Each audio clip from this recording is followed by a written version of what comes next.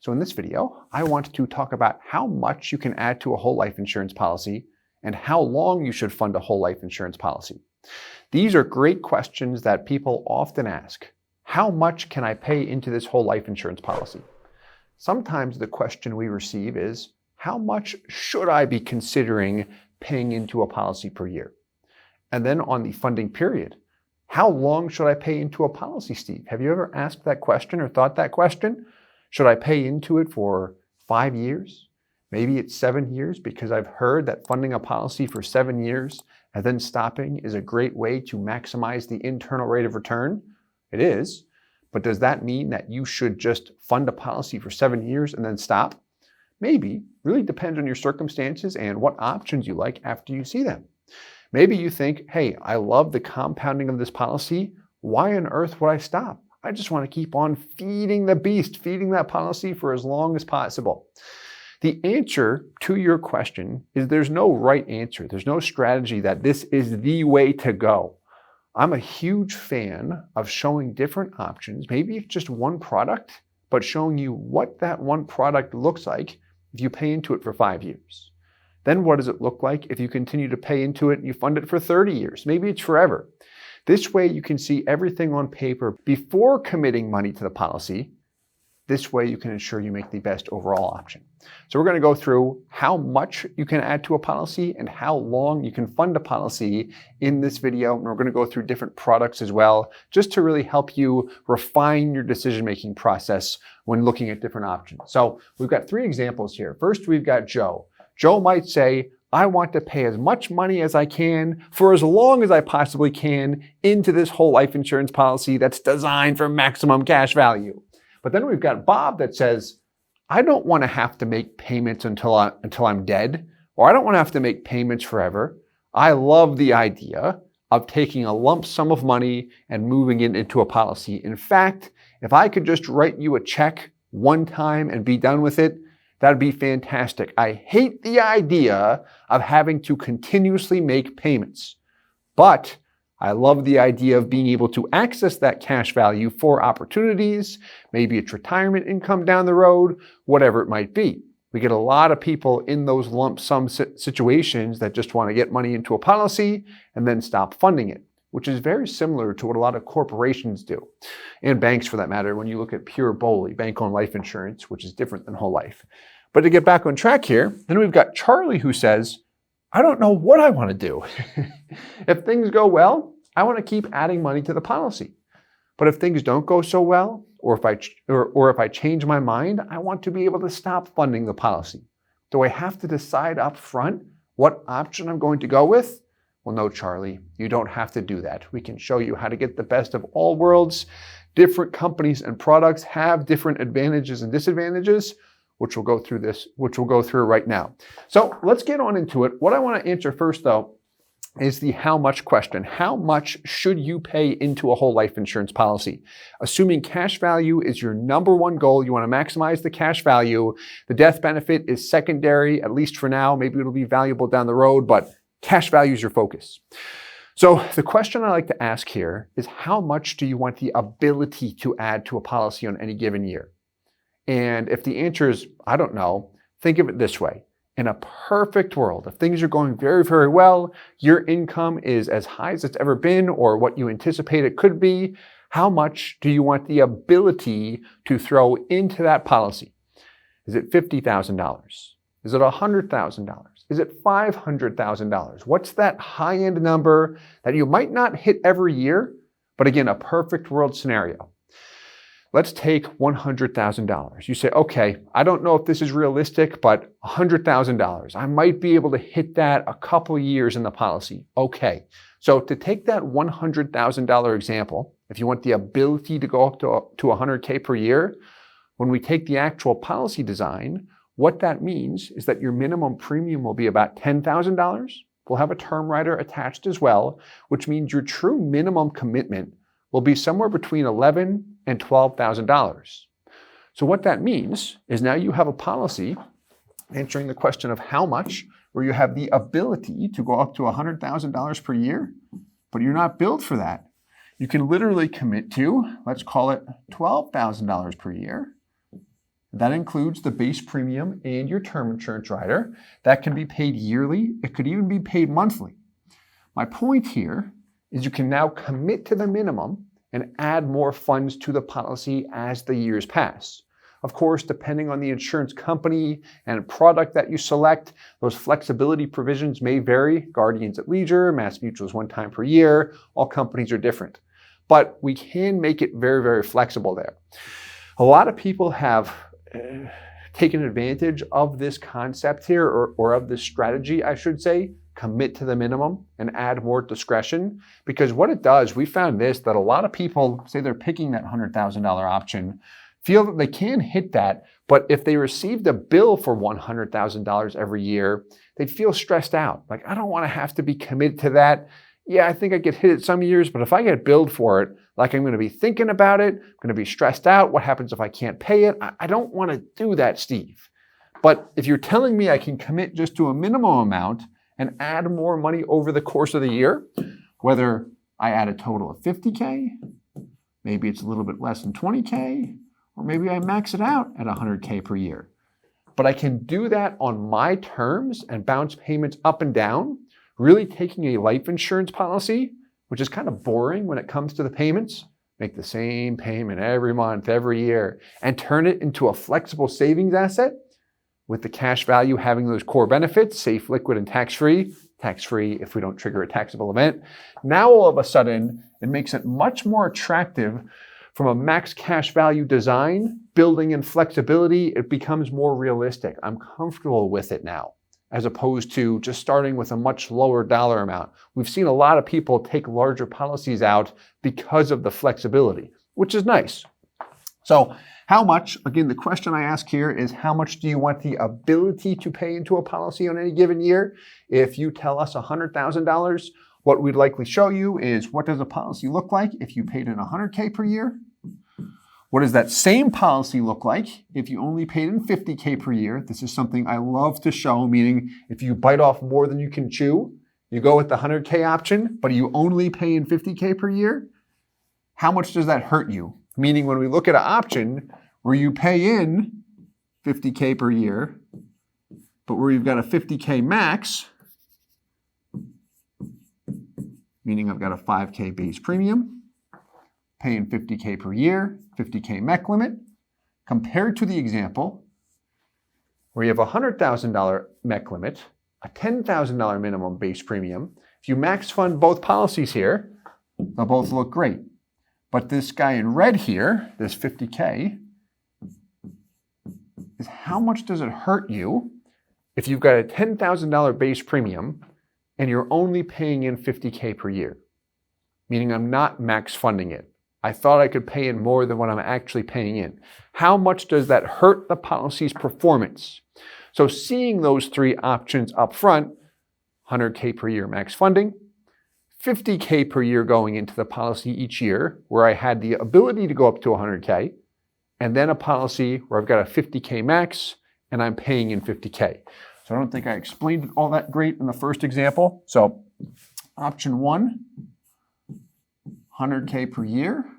Option 2, 50K per year, where I could pay up to 100K. And then option 3, 50K per year, where I can go up to a maximum of 50K. This way you can see the different options up front and make an informed decision knowing if you do not max fund it, here is the potential drawback. But if you do max fund it, even during a couple of years, okay, it makes sense to go with the bigger options. We found that a lot of people appreciate that just as we walk through the different options there. So hopefully that helped with respect to the how much question. How long should I pay into the policy? Well, we've got Joe, Bob, and Charlie that asked different questions. Here's the answer. Depends on the company and product. So if you think that you want the option to fund a policy indefinitely, going back to Joe's example, I want to pay as much money for as long as possible, I would select one of the following products. I would, 1, select a traditional whole life insurance policy. Examples of that would be a Whole Life 100 with MassMutual. If you looked at Guardian's equivalents, you would have their L99 or their L121. You could even do it with their L95 because you can make payments up until the age of 95 and you get a little bit more early cash value with that product too. But typically, in a case like this, if you said, I want my options open, Steve, to continue to make payments to this policy, a whole life 100, which is a traditional product, or a high early cash value product, because if I look at the high early cash value products that are available, Mass Mutual allows me to pay into the policy up until age 85.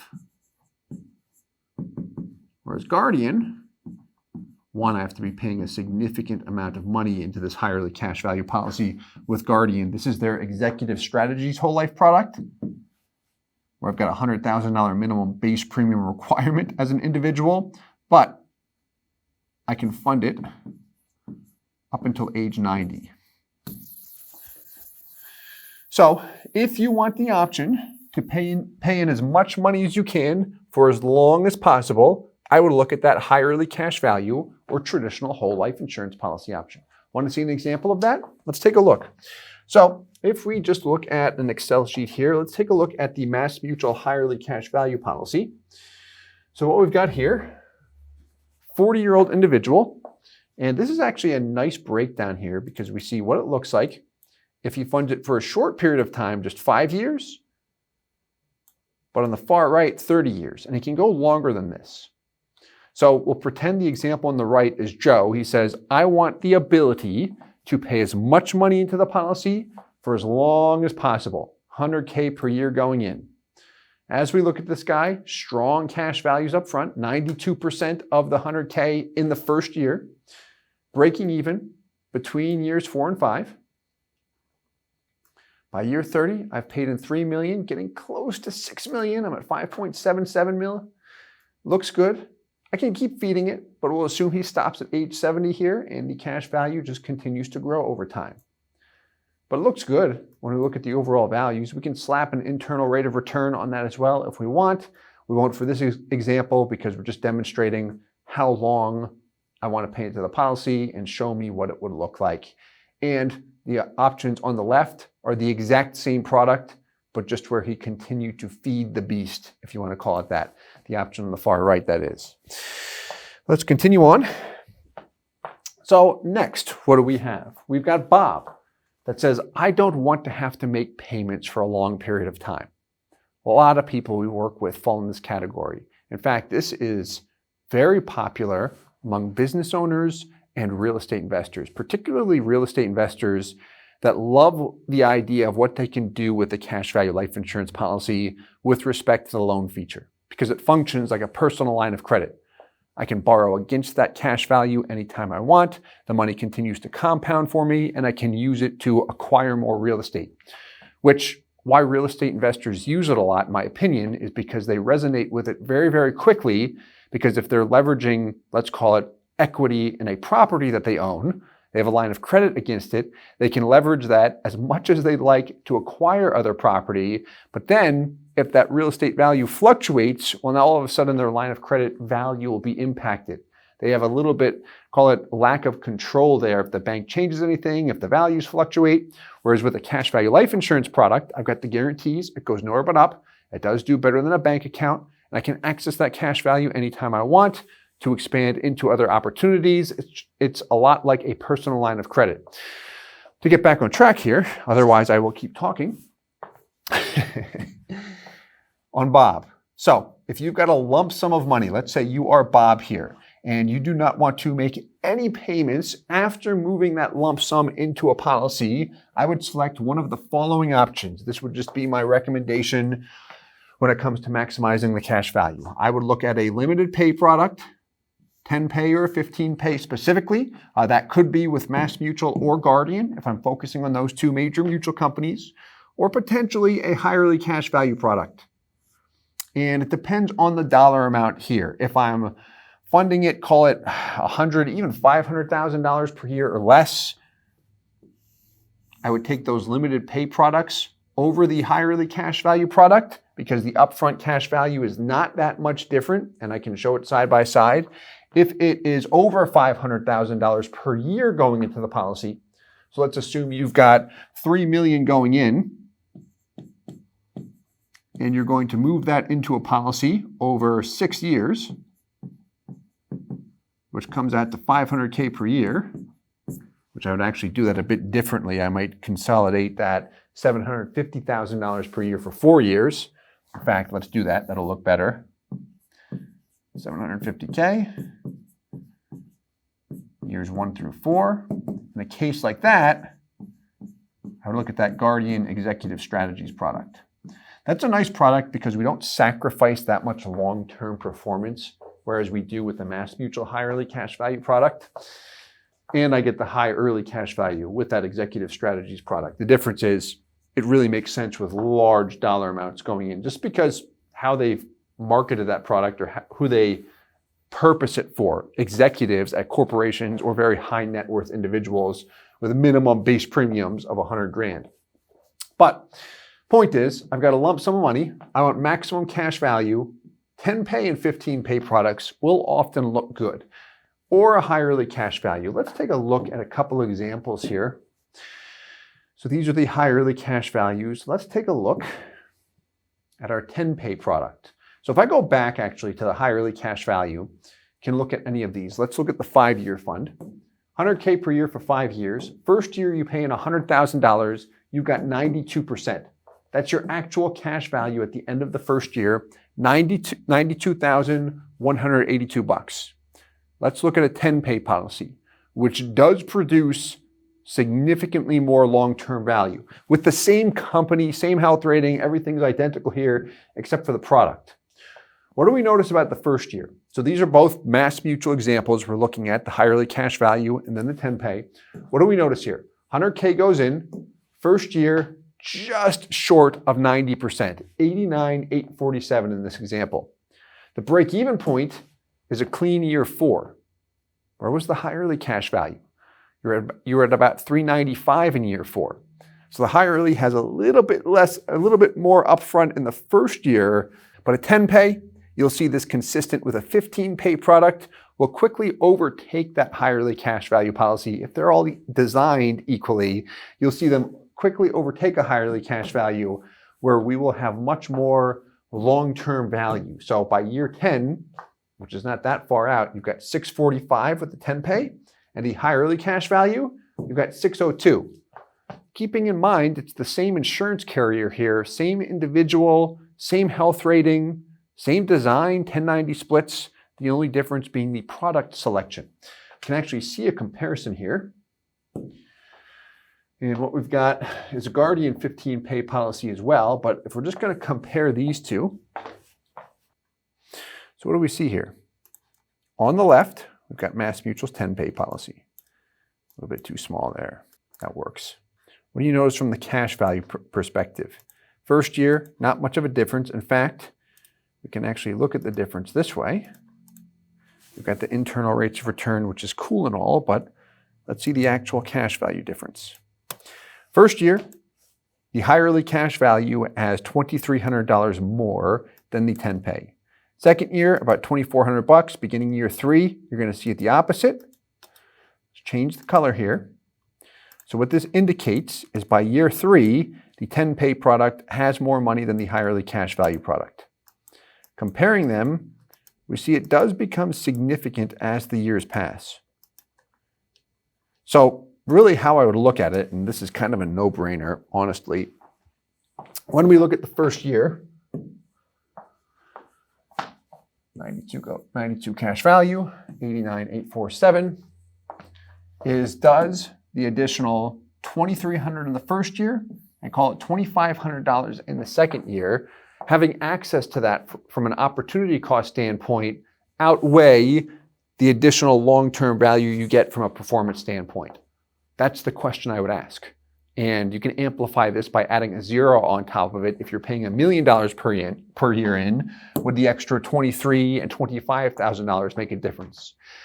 For most, it would be probably not. For some, they would look at that and say, I'm more comfortable with it there. Everyone's different. This is why we like to show options. You can pick the one that you are most comfortable with, not us, the agent. We'll always make our recommendation if you'd like, but at the same time, it is your money. I always want to make sure that we respect that. So here we go, 5 years in, 10-pay, you're at 516. There's your annual and average IRR, and then the high early cash value, 506. So nice thing to be aware of here. Quick side note, if you already have a whole life insurance policy and you purchased it before 2022 with a 4% guaranteed rate, the results will be different than what you're seeing here. These are all new products. So let's go back. As we look at the different options here, if you've got a lump sum, if you're Bob, I would recommend really a limited pay product, 10 or 15 pay. With Guardian, so those are Mass Mutual examples I just looked at there. You can do the same thing with Guardian. A lot of people we work with go with Guardian with lump sums. With Guardian, I do like their 15 pay. Their 10 pay can be very nice as well. Guardian's got that nice provision. I would look at both here, depending on circumstances. But Guardian has that nice provision where the first year, you can pay 50 times the base premium in PUAs, or 10 million, the lesser of the two. So you can make a large lump sum. What you can sometimes do with Guardian products, let's say you're paying in $3 million total. We actually had a case like this recently. We could look at 4 payments of $750,000 per year, or what we could look at is doing something like this. For the first year, the individual pays in $2 million. And then the second 2 years, he pays in $500K. So we fund it for 3 years, but he gets a very large lump sum in. We have a significant term rider attached for a $2 million MEC limit. But because he can take advantage of the 50x base premium limitations, that really puts him in a nice position. So literally, what we would do in a case like this, got some examples out, but just for the sake of illustrating this in a simplistic manner, I'll just divide that by 50. Oops, I went too high there, didn't I? Sometimes I do that. 2 million divided by 50, $40,000. So what that means is I can literally have a $40,000 base premium. This would be in the first year to be able to fund $2 million. Now the thing is with Guardian, just as I look at that, we won't be able to quite do that. We would need about a $45,000 base premium because the maximum we can illustrate beginning the second year is only 10x the base premium in PUAs, so a total of 11x. I know this is complicated. My point is we could have about a $45,000 base premium, plow $2 million into a Guardian policy in the first year, and then $500K per year thereafter. I hope that made sense, and we can absolutely look at some examples of that too. But point to that is with Guardian, I would look at things a little bit differently, especially if I have a larger lump sum there. But I would still look at a limited pay product, a 10 pay or 15 pay, and sometimes that high early cash value product. Let's say you're Charlie. You've got a lump sum of money, and you want to continue funding.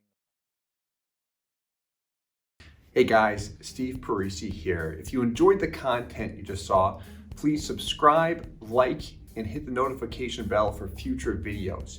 If you'd like more information or to see some custom policies for yourself, feel free to call or email our offices at the contact information below.